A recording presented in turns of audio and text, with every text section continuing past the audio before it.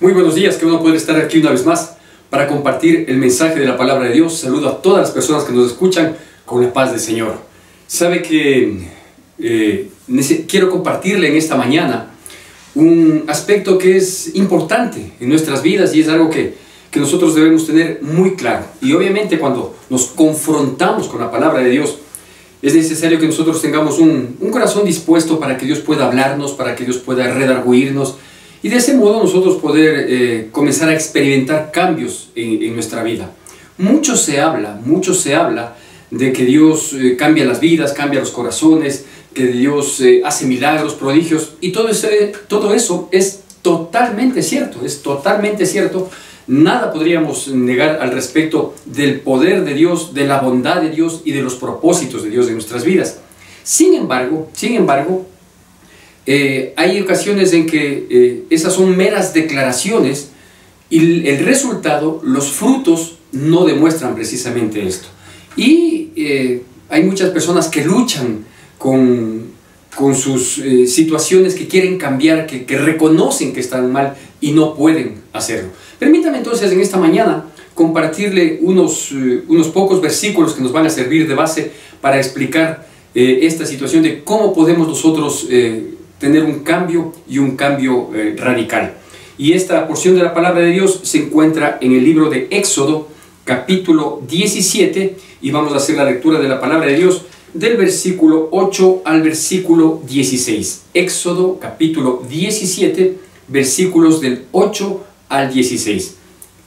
Le pido por favor que usted siga con atención y con la reverencia que amerita la palabra de Dios. Y dice así: Entonces vino Amalec y peleó contra Israel en Refidim, y dijo Moisés a Josué: Escógenos varones y sal a pelear contra Amalec, mañana yo estaré sobre la cumbre del collado, y la vara de Dios en mi mano. E hizo Josué como le dijo Moisés, peleando contra Amalec, y Moisés y Aarón y Hur subieron a la cumbre del collado. Y sucedía que cuando alzaba Moisés su mano, Israel prevalecía, mas cuando él bajaba su mano, prevalecía Amalec. Y las manos de Moisés se cansaban, por lo que tomaron una piedra y la pusieron debajo de él, y se sentó sobre ella. Y Aarón y Hur sostenían sus manos, el uno del un lado y el otro del otro. Así hubo en sus manos firmeza hasta que se puso el sol. Y Josué deshizo a Amalec y a su pueblo a filo de espada. Y Jehová dijo a Moisés: Escribe esto para memoria en un libro, y di a Josué que raeré del todo la memoria de Amalec de debajo del cielo. Y Moisés edificó un altar y llamó su nombre Jehová Nisi. Y dijo: Por cuanto la mano de Amalec se levantó contra el trono de Jehová, Jehová tendrá guerra con Amalec de generación en generación. Bueno, permítame un poquito enfocarle en el marco histórico de esta porción de la palabra de Dios.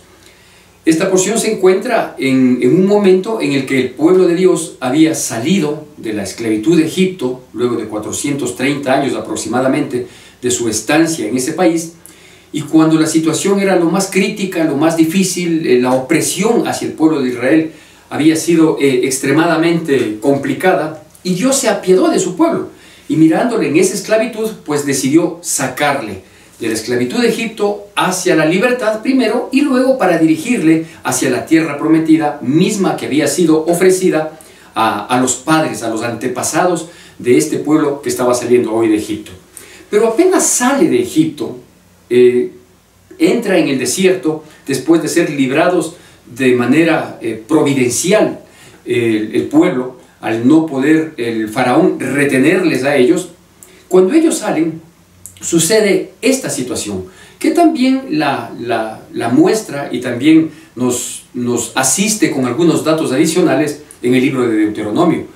Y dice que los amalecitas habían salido, ¿sí?, por detrás del pueblo, es decir, aquellos que venían en la parte posterior de la gran muchedumbre que estaba saliendo por el desierto, y tomaron por asalto a algunas de las personas que venían al último en el conglomerado de israelitas que estaba saliendo, y cobraron la vida de algunas personas y hurtaron algunos bienes, algunos animales de estas personas. ¿Quién es este Amalek? Bueno, este Amalek nos dice la palabra de Dios que es un descendiente de Esaú, del hermano de Jacob, y que desde el inicio, este chico Amalek, desde muy temprana edad, hijo de Esaú en una concubina, este chico Amalek desde temprana edad se dedicó a este estilo de vida, a tratar de camuflarse en ciertos lugares para que cuando pasaran las personas, cuando pasaran las tribus, los conglomerados, tomando en consideración que en aquella época muchas tribus eran nómadas, es decir, iban de un lado a otro, permanecían en un lugar, ¿sí?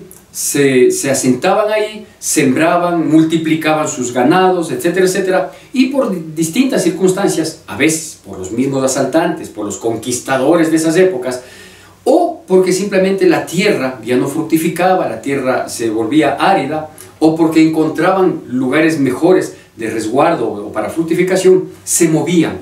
Pero su permanencia era bastante grande para moverse de un lado a otro. Pero estas personas, los descendientes de Amalek, desde siempre decidieron favorecerse, decidieron vivir del asalto, de la incursión, del robo, vivir de poner temor, de poner en angustia a los transeúntes, ¿no es cierto? Y como claro, habían caminos conocidos, no prehechos, no caminos que estaban ya hechos, sino caminos conocidos para trasladarse de un lugar a otro. Entonces ellos, los amalecitas, acampaban cerca de ellos, camuflados, o a veces fingiendo ser un pueblo pacífico. Y cuando las personas se movilizaban, cuando los pueblos se movilizaban, cuando las tribus salían de un lugar para ir a otro, ellos incursionaban, asaltaban, robaban, mataban y acababan con lo que ellos consideraban que podían beneficiarse del favor de estas personas. Y eso fue lo que hicieron con el pueblo de Israel cuando salió de Egipto, ¿sí? Al poco tiempo, cuando ya todo estaba en el desierto, fueron por la retaguardia, ¿sí? Y asaltaron a algunos de ellos. Esa es la circunstancia histórica que ocupa en este momento cuando Moisés le da una disposición a Josué para que tome hombres de la congregación, tome hombres del pueblo de Israel y salgan a enfrentar a Amalek. Y aquí yo quiero destacar algunos aspectos de este tema que le vamos a denominar deshaciendo a filo de espada. Deshaciendo a filo de espada. Lo primero que nosotros tenemos que destacar aquí es que aunque nosotros seamos pueblo de Dios, que lo somos, porque hemos sido comprados a precio y precio de sangre, porque nos hemos sometido, sujetado y estamos haciendo nuestro mejor esfuerzo por vivir en obediencia a este Dios, a nuestro Dios, al Dios creador del cielo y de la tierra, entonces nosotros somos un pueblo de Dios. Pero el hecho de que seamos pueblo de Dios no significa que nosotros estamos inmunes a las distintas situaciones que pueden pasar en nuestras vidas. De hecho, nosotros, aún siendo pueblo de Dios, estamos expuestos a que de vez en cuando ciertos enemigos, a veces identificados, la mayoría de veces no identificados, ciertos enemigos nos asalten, y nos asalten por la retaguardia, es decir, cuando estamos desprevenidos, por áreas que quizás estén descuidadas, y tratan de causarnos daño. Pero lo primero que encontramos aquí, aparte de la disposición que Moisés le da a Josué, de que tome un número considerable de personas, entendiéndose que tenían que ser los valientes, entendiéndose que tenían que ser los dispuestos, entendiéndose aquellos que querían cumplir el plan de Dios, porque eso les beneficiaba. ¿Cuál era el plan de Dios? Deshacer totalmente a Amalek, desaparecerle del planeta, que nunca más exista, porque eso les iba a traer un beneficio al pueblo de Dios. De tal manera que lo primero que digo que es necesario destacar es la obediencia de Josué, ¿sí? Apenas Moisés le dice, toma estos hombres, estas personas, para que vayas y enfrentes, él dice que hizo exactamente como Moisés lo había dispuesto. Tome en consideración este aspecto, esta obediencia radical, esta obediencia perfecta, ¿sí?, que es la que permitió enfrentar y vencer a los amalecitas. Lo segundo que quiero destacar es la condición de Moisés, la posición de Moisés. La Biblia habla, en el pasaje que acabamos de leer, que Moisés, mientras él permanecía con los brazos arriba, pues el pueblo de Israel prevalecía. Y cuando obviamente los brazos se cansaban, el pueblo de Israel declinaba y Amalek prevalecía. Esto muestra una lucha constante, una lucha encarnizada, si pudiéramos llamarla de ese modo, en la que parece que dependía de la posición del líder, de la posición de Moisés respecto de Dios. De tal manera que mientras los brazos estaban arriba, prevalecía el pueblo de Dios. Cuando los brazos se cansaban y caían, prevalecía el enemigo. ¿Qué significa esto? El mantener los brazos hacia Dios, hacia lo alto, implica algunos aspectos. La primera que nosotros podemos darnos cuenta es que esto implica dependencia. Dependencia. Porque es obvio, si uno quiere vencer a los enemigos ocultos o a aquellos enemigos no claramente identificados, pues si no tenemos una dependencia de Dios, va a ser imposible que nosotros logremos vencer a estos enemigos, que ya le voy a mencionar más adelante cuáles podrían ser nuestros enemigos ocultos o estos enemigos que viven con nosotros, que están cerca de nosotros, pero que repentinamente nos asaltan, nos golpean y pretenden destruirnos. Así que la primera señal de los brazos arriba es la dependencia hacia Dios. La segunda, obviamente, es el hecho de demandar de parte de Dios una ayuda. Significa clamor a Dios. Levanto mis manos, le digo, por favor, Dios mío, ayúdame en estas circunstancias. Yo quiero ser más que vencedor. Tú me has llamado para que así sea. Así que, por favor, estoy demandando de ti este favor, esta fortaleza, esta guía que necesito de parte tuya. Luego podemos también decir que esto significa un anhelo de victoria, ¿no es cierto? El levantar las manos es decir, yo quiero salir más que vencedor. Yo sé que de esta situación, dependiendo de ti, acogiéndome a ti, yo voy a obtener el triunfo. Quiero llegar al objetivo que pretendo en mi vida. Y claro, todos estos significados que nosotros podríamos encontrar de la posición del líder de la congregación, que era Moisés, toda esta posición pues también nos muestra que llega un momento en que se cansa, en que se debilita, en que efectivamente uno no siempre puede mantenerse, puede sostenerse, puede sustentarse en total dependencia, en señal de victoria, en anhelo de ayuda de Dios, del clamor de Dios. No siempre se puede hacer así. Y esto es una recomendación para quienes, por la misericordia de Dios, Dios nos ha llamado para servir en la congregación. Hay quienes lo decimos también a veces, y yo lo menciono de ese modo, liderar. Si es que el liderazgo es entendido como una condición de servicio, está perfectamente bien utilizado ese término. Pero en realidad, lo que Dios hace con las personas que nos llama para dirigir una congregación, para ser guías espirituales, también es el servicio, o es exclusivamente el servir a los demás.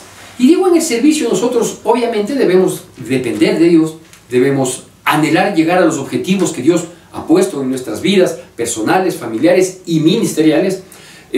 Nosotros en nuestra vida ministerial debemos clamar a Dios, tenemos que pedir a Dios la dirección, la ayuda, el pronto auxilio, el socorro, ¿sí? Todo esto tenemos que hacer, pero debemos ser conscientes, ¿sí?, tanto nosotros como las personas que asisten a nuestras congregaciones, como el pueblo de Dios que se reúne para conocer la palabra de Dios, para que nosotros podamos compartirla, para que nosotros podamos ministrarla, pues todos debemos saber que podemos cansarnos. Y que ese cansancio, aún que sabemos que es verdad que necesitamos siempre depender de Dios, clamar a Dios, buscar la victoria que nos puede dar Dios, y que de hecho en Él está la victoria, ¿sí? Para eso nosotros necesitamos alguien que nos ayude, alguien que nos apoye, porque en el contexto de lo que vemos aquí en la palabra de Dios, del capítulo 17 de Éxodo, del versículo 8 al 16, nosotros vemos que la batalla dependía quizás en un 99% de la posición del líder. Cuando el líder Moisés levantaba los brazos, el pueblo prevalecía. Es decir, cuando uno está en dependencia de Dios, cuando uno está clamando a Dios, cuando uno está buscando la dirección de Dios, cuando uno está anhelando que los propósitos de Dios se cumplan en uno y a través de uno, ¿sí? Entonces el pueblo va bien. Pero también nos cansamos, pero también a veces nos sentimos debilitados. Y es necesario que alguien apoye, que alguien dé una mano, que alguien nos sostenga los brazos hacia arriba. ¿Para qué? Para que el pueblo pueda prevalecer, para que todos podamos cumplir el cometido. ¿Cuál era el cometido en este caso? Bueno, lo que la palabra de Dios nos muestra es que Dios había decidido, ¿sí?, desarraigar de la tierra al pueblo de Amalek, a los amalecitas, desarraigar. Y aquí yo quiero detenerme un poquito para explicar algo que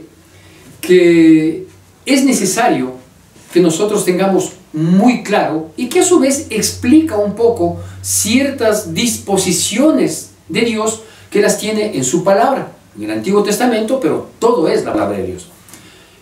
Con este mismo pueblo de Amalek, el pueblo de Israel tuvo unas cuantas confrontaciones posteriores, ¿sí? Un poco más adelante, avanzando en el desierto hasta llegar a la tierra prometida, tuvo un encuentro más con los amalecitas, igualmente tuvieron que enfrentarse. Luego llegan ya a la tierra prometida, pasa un largo periodo de los jueces de la época de los jueces de Israel, ¿no es cierto?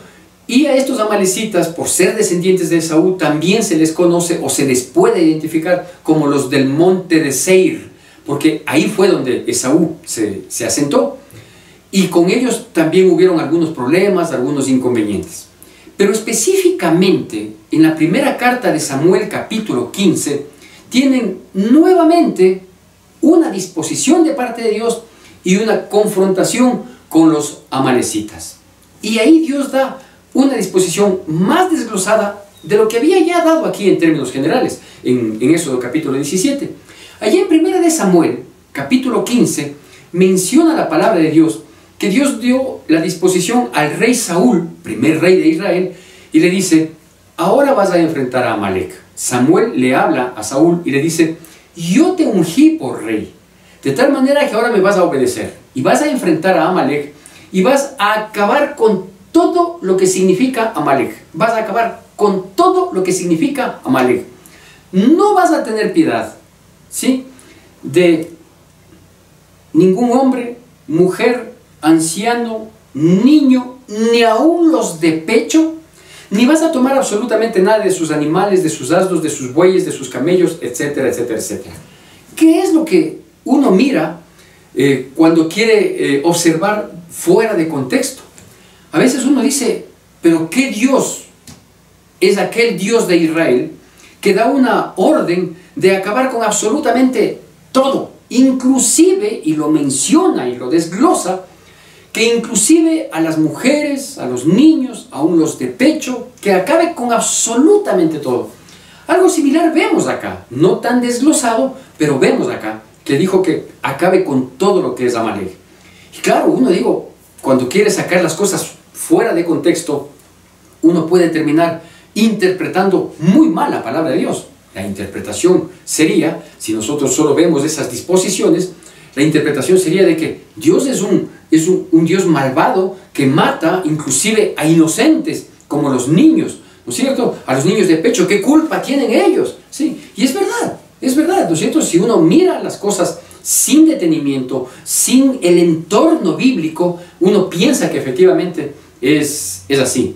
Pero lo que nosotros entendemos, ¿sí?, y que es la interpretación correcta, porque tiene que estar basada en toda la porción de la palabra de Dios, es que lastimosamente este primer muchacho llamado Amalek, de donde descienden todos los amalecitas, este primer muchacho, nieto de Esaú, desde temprana edad optó por tener ese estilo de vida. Siempre. Es decir, vivir del asalto, vivir del robo, vivir del susto de las otras personas, apoderarse de manera violenta de lo que no le corresponde, Ese fue su estilo de vida.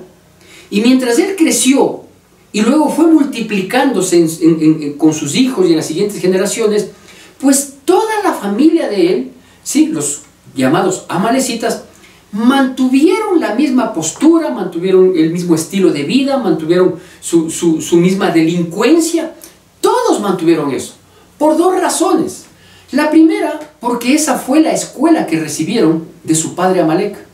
Es decir, todas las generaciones que iban naciendo, ¿sí?, todos sabían que el modo de autosustento y el modo de beneficiarse era pues con asalto, con incursiones violentas, aprovechándose de las circunstancias. Entonces, ellos no conocían otra escuela de vida que no sea esa, que no sea el robo, el asalto, el engaño, la violencia, ¿sí?, el aprovechamiento del débil, etcétera, etcétera, etcétera. Ellos lo único que sabían era incursionar, agredir, robar y huir. Eso es lo que sabían. Y claro, el otro aspecto que tenemos nosotros que darnos cuenta es que efectivamente cuando hay una escuela de comportamiento que va de generación en generación en generación, pues resulta que eso pasa a ser, aunque parezca utópico, eso pasa a ser una cultura de ese pueblo. Y la única manera que Dios considera de eliminar esa cultura maliciosa, si es que cabe el término, la única manera de desarraigar ese modo de pensar, esa manera de actuar, esa viveza, esa conducta perniciosa, ¿sí?, pues es eliminando a todos. ¿Por qué? Porque parece que ya viene en la sangre, ya viene en la genética. Insisto, tanto porque es una escuela de vida, cuanto porque pasa a ser un aspecto intrínseco del pensamiento, del accionar de las personas. Así que cuando Dios dice aquí, en Éxodo capítulo 17, cuando lo repite a lo largo del trayecto del desierto, y cuando llega a 1 de Samuel capítulo 15, y se le da la orden de parte de Dios a través de Samuel al rey Saúl, y le dice, enfrenta y no perdones a nadie, lo que Dios estaba haciendo no es que él pretendía ser un criminal de criaturas inocentes. Lo que Dios estaba diciendo es, estos, con esa escuela de vida que viene de generación en generación, no van a cambiar. ¿Por qué? Porque está arraigado en su mente, en su comportamiento, en su actitud, y es una costumbre en su vida el tener esa actitud violenta que termina perjudicando a los otros, que termina alterando la paz, la tranquilidad, la prosperidad del resto. Entonces la única posibilidad es desarraigar, acabar con ellos, extirparles de la sociedad y extinguir desde la existencia humana. La única posibilidad de corregir ese tipo de conductas. Bueno, ¿qué significa? ¿Qué representa Amalek? ¿O quién es el Amalek de nuestras vidas? Yo quiero compartirle algunos aspectos que van a salir en pantalla para que usted más o menos los tome nota y pueda pues considerarlos, porque este Amalek tiene varias manifestaciones. Acuérdese, la conducta de Amalek es incursionar con el propósito de golpear y, si es que es mejor, destruir, ¿no es cierto? Este Amalek pueden ser nuestros pensamientos negativos pecadores. Primero, este Amalek en nuestras vidas puede ser los pensamientos negativos o los pensamientos pecaminosos, porque son los que de cuando en cuando nos asaltan cuando estamos en cierta condición de indefensión, nos asaltan cuando nosotros no hemos estado precisamente bien cubiertos por nuestras defensas espirituales, nuestras defensas anímicas. Y claro, cuando nos asaltan, nos golpean, nos afectan, nos debilitan, y nosotros pues quisiéramos escapar de esos pensamientos.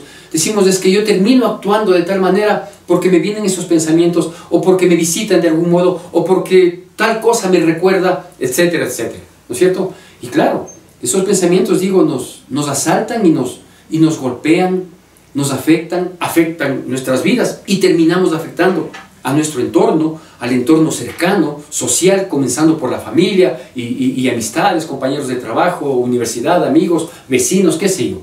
Porque cuando los pensamientos negativos o pecaminosos nos asaltan, nos debilitan, nos dejan sin fuerza, sin capacidad de reacción. Este Amalek puede ser estos pensamientos. El segundo aspecto que podríamos también considerar que podría ser un Amalek son ciertas costumbres malsanas en distintas áreas de nuestra vida, en cualquiera de las 4 áreas que se desenvuelve el ser humano, porque nosotros nos desenvolvemos en el orden de prioridades, en el área espiritual, en el área anímica, en el área física y en el área material, ¿no es cierto? Y cuando en cualquiera de esas áreas nosotros tenemos algún pensamiento o tenemos alguna costumbre malsana, pues termina también asaltándonos esa costumbre, porque es una costumbre, a lo mejor no es algo cotidiano, sino de vez en cuando. A veces esas costumbres normalmente se transmiten igualmente de generación en generación, ¿no es cierto? Y de pronto pues surge una costumbre.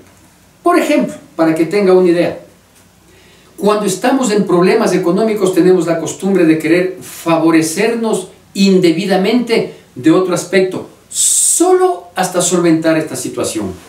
Claro, a lo mejor no siempre lo hacemos, pero ya es una costumbre. Cada que lo necesitamos, tratamos de aprovecharnos del resto, tratamos de asaltar, de incursionar para favorecernos de lo indebido, ¿no es cierto? Y lo hacemos diciendo, no es de siempre, en la vida lo he hecho unas pocas veces, o quizás lo hice cuando era joven, pero no ahora solo por la necesidad, porque todos estamos pasando. No hay justificativo. Podemos estar pasando lo que estamos pasando, pero ciertas costumbres maliciosas, ¿sí?, hay que desecharlas totalmente, porque cuando nos asaltan, nos destruyen. Entre esas costumbres maliciosas, obviamente, está algo que es evidente el día de hoy, tristemente evidente. A mí me da entre tristeza e indignación todo lo que uno ve. ¿Sabe cuáles son esas costumbres? El trago, el licor, ese veneno diabólico que mata a las personas. A unos les mata de contado, a otros les mata a largo plazo, pero que antes de matar a las personas, mata la relación de familia, mata el respeto que uno debe tener, mata su autoestima, mata muchas veces o golpea fuertemente la parte económica, ¿no? Y es costumbre. Mire qué pasó cuando salimos al semáforo amarillo. Lo primero que encontramos es gente bebiendo, ya sea en las calles, ya sea en lugares públicos, o simplemente teniendo reuniones sociales para beber. Esa pésima, malsana y diabólica costumbre de beber, de fumar, de consumir droga, de tener vicios, ¿sí?, es terrible. Y es el Amalek de nuestras vidas. Es el Amalek que si yo no lo saco de raíz, ¿sí?, todo el tiempo va a molestar a mí y voy a transmitir eso a mis siguientes generaciones. Así que el Amalek de las costumbres maliciosas hay que arrancarle de raíz. Otra manifestación de Amalek en nuestras vidas podrían ser algunas actitudes incorrectas. Actitudes incorrectas que obviamente van en relación a nuestro carácter.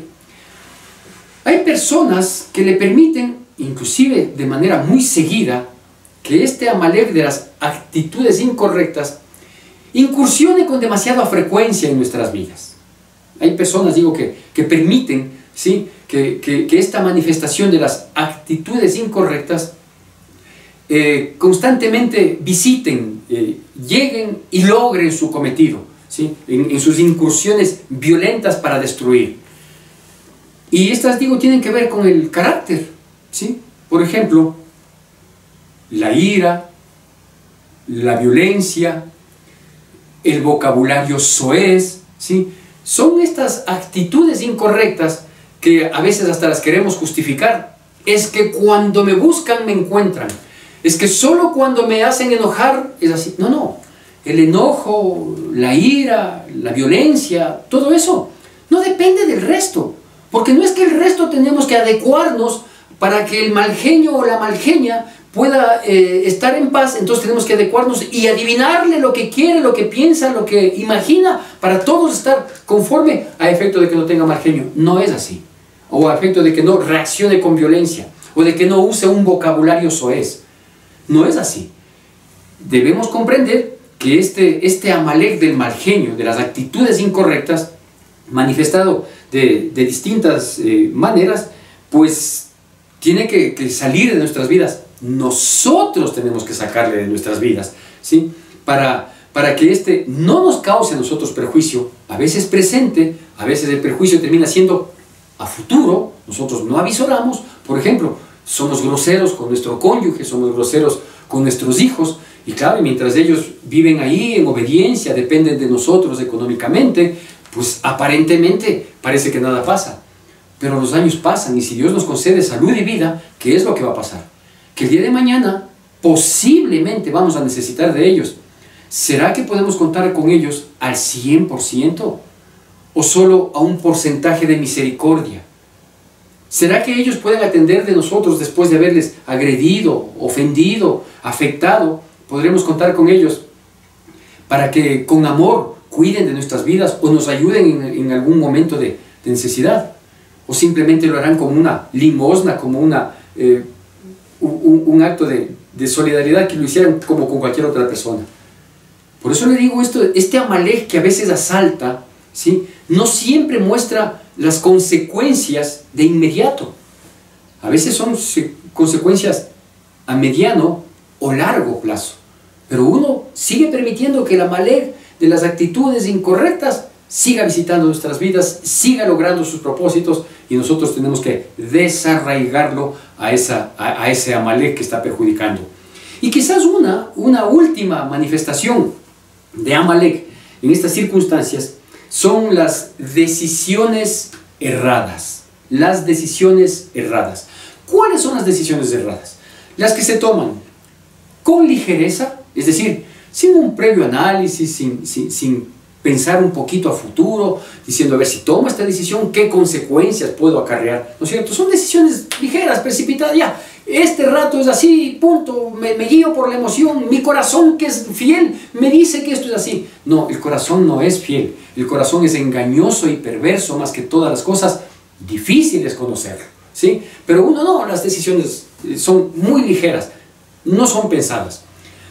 O si no, el otro tipo de decisiones que terminan perjudicando, estas decisiones erradas que terminamos tomando, son las decisiones sentimentales. Es decir, las que de pronto sí tienen algún análisis, pero el análisis no es racional, sino que es un análisis emocional. Y todas las decisiones emocionales, aún las sentimentales, terminan trayendo consecuencias negativas. Terminan trayendo consecuencias de dolor, de quebranto, de angustia. ¿Por qué? Porque las decisiones no pueden ser emocionales. Las emociones son temporales. Hoy estamos llenos de gozo, hoy estamos muy tristes, hoy estamos enojados, hoy estamos de a buenas, y uno no puede manejarse porque las emociones son pasajeras. Pero las decisiones que se toman traen consecuencias muchas veces eternas, ¿no es cierto? Entonces, ni las decisiones ligeras, ni las decisiones emocionales son buenas consejeras de nuestras vidas. Pero a veces nos asaltan, a veces incursionan.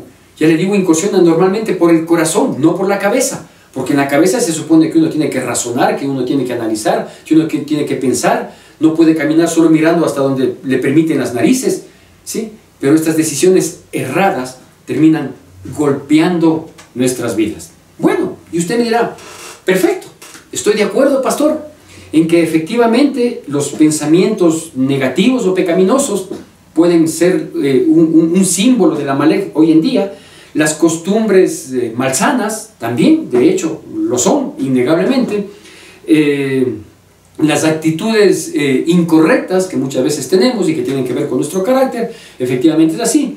E igualmente las decisiones erradas. La pregunta es, ¿y cómo puedo sacar, acabar, desarraigar totalmente de mi vida este tipo de manifestaciones, este tipo de situaciones que cierto es, me menoscaban, me golpean, me debilitan y me ponen inclusive en mal predicamento con con mis seres queridos, con las personas que amo, con los que están en mi entorno, sean estos familias, sean estos amigos, sean estos compañeros, vecinos, etcétera, etcétera. Porque, insisto, el daño de la incursión de este tipo de amalecitas en nuestras vidas, la incursión no solo termina golpeando nuestras vidas, sino que de rebote termina perjudicando a las personas que están en nuestro entorno social.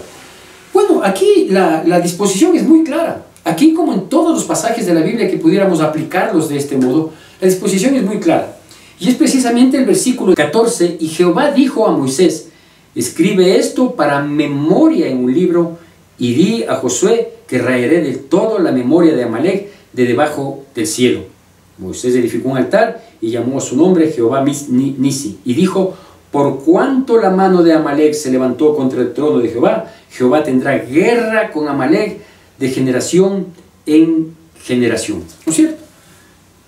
Y la pregunta es, ¿cómo podemos sacar, cómo podemos desarraigar estas costumbres, estos pensamientos, estas actitudes, estas decisiones de nuestras vidas? Bueno, la palabra de Dios es muy clara y nos dice en el versículo 13 que Josué deshizo totalmente a Amalek con la espada. ¿Sabe cuál es nuestra espada? Nuestra espada es la palabra de Dios. Si usted no sabe tomar esta espada, si usted no la usa constantemente para dirigir su vida, si esto no va a ser el reflejo de su caminar, si usted no se ve todos los días frente al espejo del Evangelio, nunca va a poder conocer esta espada y por lo tanto nunca va a poder deshacer totalmente al Amalek de su vida. Nunca lo va a poder hacer. Puede poner fuerza de voluntad, puede lograrlo por algún momento, puede seguir cursos motivacionales, todo lo que usted quiera puede intentarlo. Este Amalek volverá a incursionar en su vida y volverá a golpear y volverá a tratar de destruir. La única posibilidad de poder sacar ese tipo de situaciones es deshaciéndoles a punte espada. La Biblia dice allá en Hebreos capítulo 4 versículo 12 que la palabra de Dios es eficaz y más cortante que espada de dos filos. Esta es la espada con la cual nosotros podemos tener control sobre este Amalek e ir eliminándole de nuestras vidas para que no haga mayor daño del que ya ha logrado en nuestras vidas. Déjeme decirle algo. El Amalek en nuestras vidas no va a desaparecer totalmente. ¿Por qué? Porque los últimos versículos 14, 15 y 16 de nuestra porción oficial nos indican que efectivamente este Amalek todo el tiempo tendrá conflicto con Dios, es decir, con la voluntad de Dios para nuestras vidas. Hay que sacarlo, y de raíz totalmente. Yo espero que usted se rinda a Dios. Yo espero que usted tome una decisión definitiva de poder pasar a ser parte del ejército de Dios para que pueda sumarse a un grupo de personas guiados por Dios, manejados por su Santo Espíritu, y que podamos aprender de la palabra, de esta palabra de verdad, de tal manera que podamos manejarla bien en todos los aspectos de nuestras vidas y acabar con el Amalek antes de que él acabe con nosotros. Que Dios nos bendiga y en su misericordia podamos vernos el próximo día miércoles. Que la gracia del Señor Jesucristo, el amor de Dios y la comunión del Espíritu Santo sea con todos nosotros. Amén. Los anuncios que tenemos para esta semana son: seguimos en oración todos los días a las 9 de la noche. El miércoles 22 de julio nuestro pastor nos compartirá un mensaje de reflexión. Tu donación es importante para sostener la obra de Dios. Puedes realizar tus aportes en la cuenta de la Iglesia Evangélica Centro de Adoración Cristiana. Gracias por acompañarnos.